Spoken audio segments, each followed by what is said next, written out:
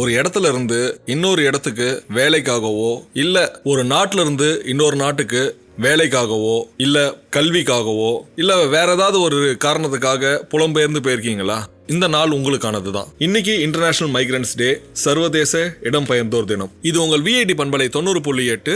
நான் உங்கள் ஆர்ஜே சரவண கார்த்திக். சரி, எதுக்காக இந்த இடம்பெயர்ந்தோர் தினம் நம்ம கடைபிடிக்கிறோம்? காலநிலை மாற்றம், இயற்கை பேரழிவுகள், போர் சூழ்நிலைகள், வேலை மற்றும் கல்வி, இது மாதிரி பல காரணங்களால ஒரு இடத்துல இருந்து இன்னொரு இடத்துக்கு மனிதர்கள் மாற்று இடம் தேடி இடம்பெயர்ந்து போறாங்க. அவங்களுடைய நாட்டை விட்டு வேற ஒரு நாட்டுக்கு போய் அங்கே குடியுரிமை பெற்று வாழவும் தொடங்குறாங்க.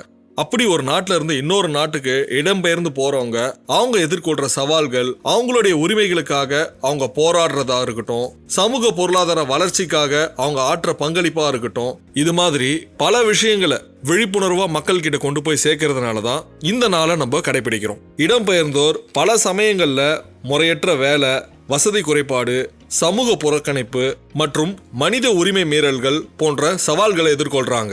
இடம்பெயர்ந்தோர் இல்லாம இந்த உலகத்தோட பொருளாதார வளர்ச்சி சாத்தியமே இல்லை. இந்த சர்வதேச இடம்பெயர்ந்தோர் நாள்ல இடம்பெயர்ந்தோர் வளர்ச்சியையும் பாதுகாப்பையும் நாம் உறுதி செய்வோம். இது மாதிரி இன்னும் சிந்திக்க வேண்டிய பல விஷயங்களை நீங்க கேட்டு தெரிஞ்சுக்கணும்னா விஐடி பண்பலை 90.8 கேட்டுக்கிட்டே இருங்க.